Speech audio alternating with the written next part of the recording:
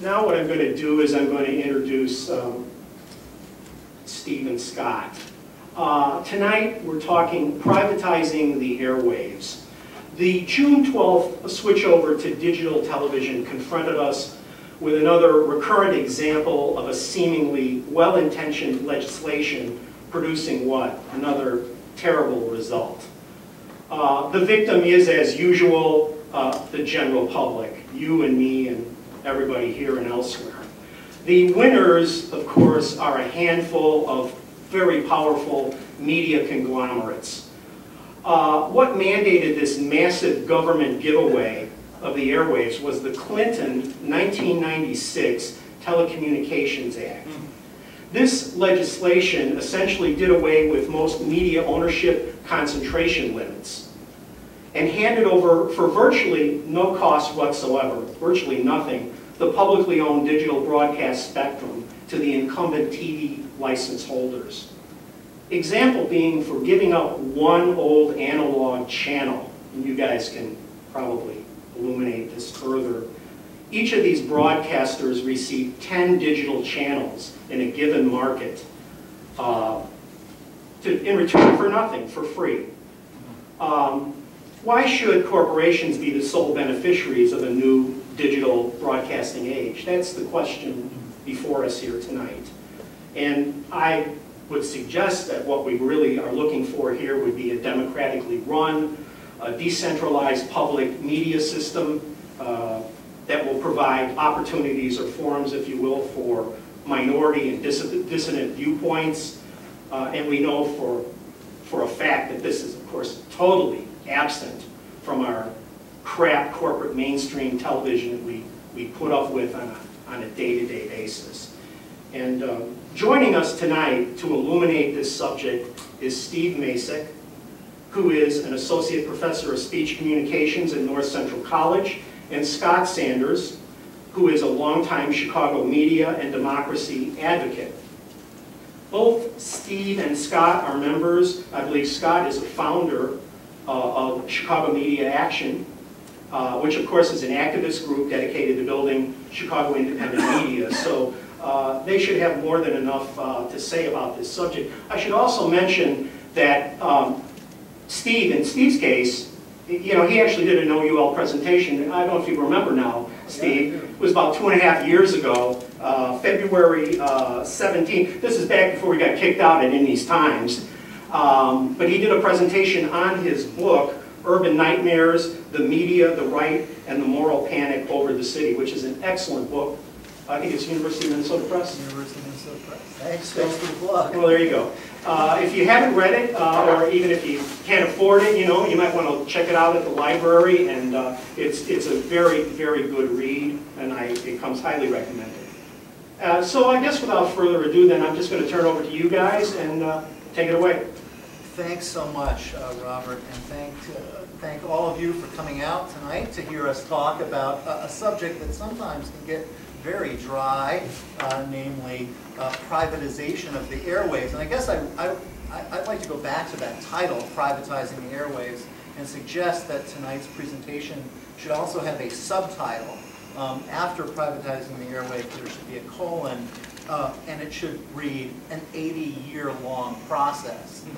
Because, in fact, I mean, the truth of the matter is, and I think as Robert already alluded, that capital, big business, has long dominated broadcasting, especially in this country.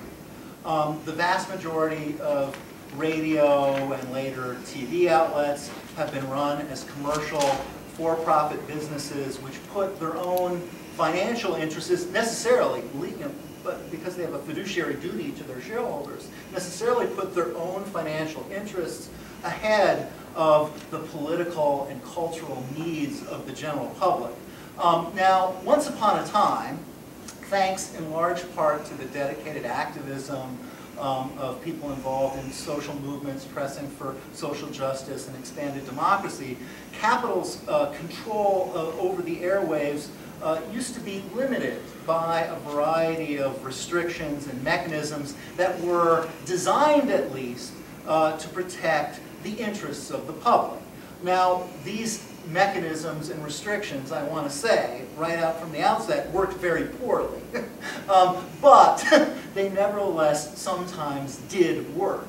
And what's changed recently, and in recent years, is that these already weak, very weak public interest protections have been almost completely eradicated and rolled back. And what Scott and I want to do tonight is to first of all give you a little bit of sort of historical background on the history of kind of government regulation of the airwaves in the public interest, a little bit of history about various struggles on the part of democratic grassroots activists to get more public accountability in the commercial broadcasters' use of the airwaves, to get more public access to the airwaves so ordinary people themselves could have a voice in our media system. And then finally, we want to talk a little bit about, well, what kind of a media system could we create if we made use of the vast wealth, for example, that's represented in the digital,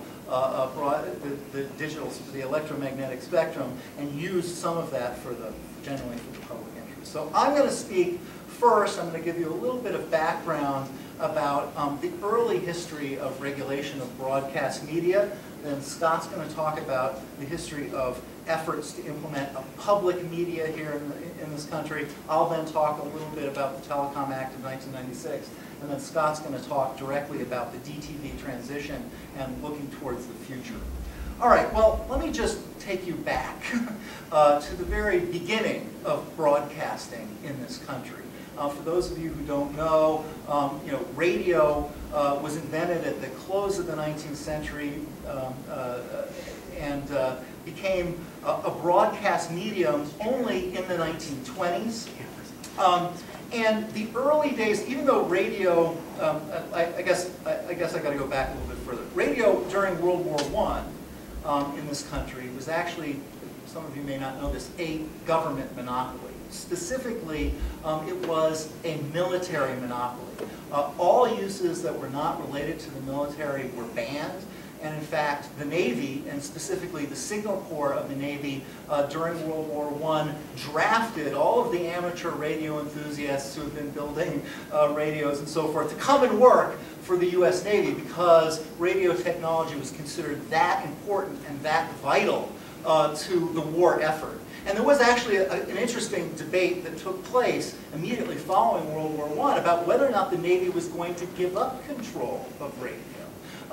There were certain people affiliated with the Navy who were not interested in allowing radio to revert back to private control. They wanted it to remain a military monopoly. Nevertheless, the power of big business prevailed.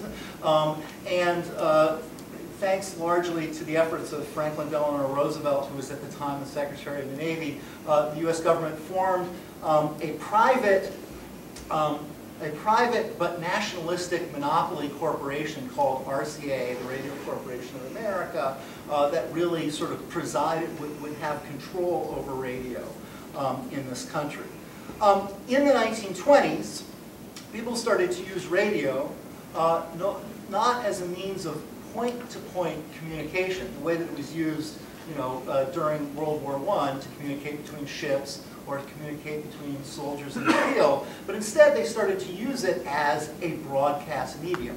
You'd have a single person transmitting out programming for multiple unknown receivers to receive as a form of entertainment. And this really got its start in the early 1920s. There was a station out of Pittsburgh, Pennsylvania, run by a Westinghouse engineer called KDKA, which is often credited as being the very first broadcast station. This Westinghouse engineer started playing music over his radio transmitter and started reading out news reports, and that was the very first broadcast. And pretty quickly, every sort of institution in American society got into the act and started setting up their own radio stations. So virtually every college and university started their own radio station. The station that, one of the earliest ones was in fact the station that's now WILL down